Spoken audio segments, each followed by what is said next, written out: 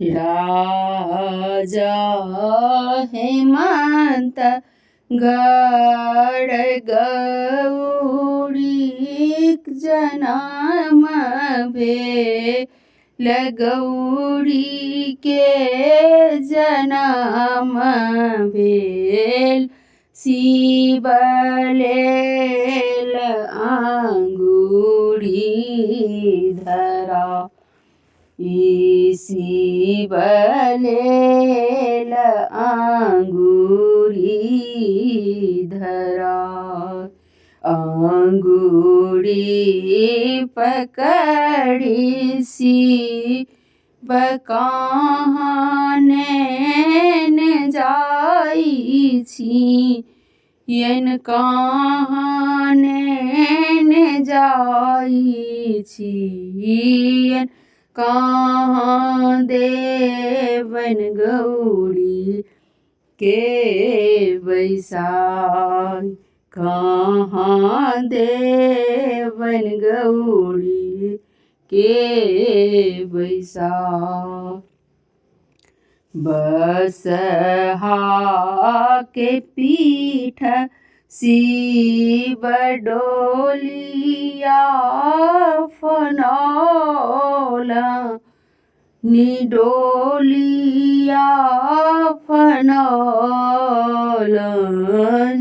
बागंबर देल नी ओहार बागंबर देल नी ओहार मिली लियो जूली लियो संगी है सहेलिया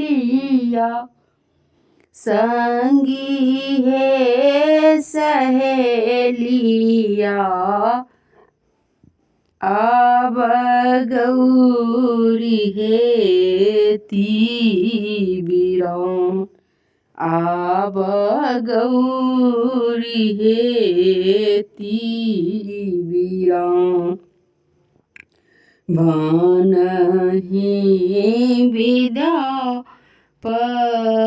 सुनु हे मनाई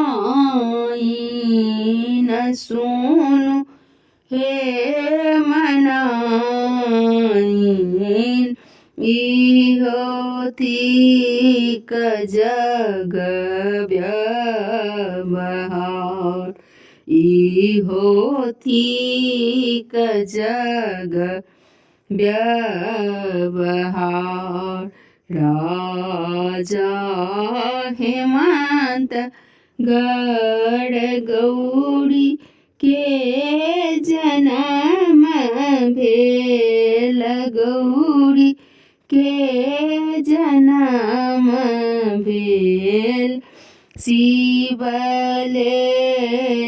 अंगूरी धरा शिवलेल अंगूरी धरा। धन्यवाद। यदि निक लागल हुए तो हमारे चैनल के सब्सक्राइब और लाइक जरूर कर देबै। वीडियो देखने के लिए धन्यवाद।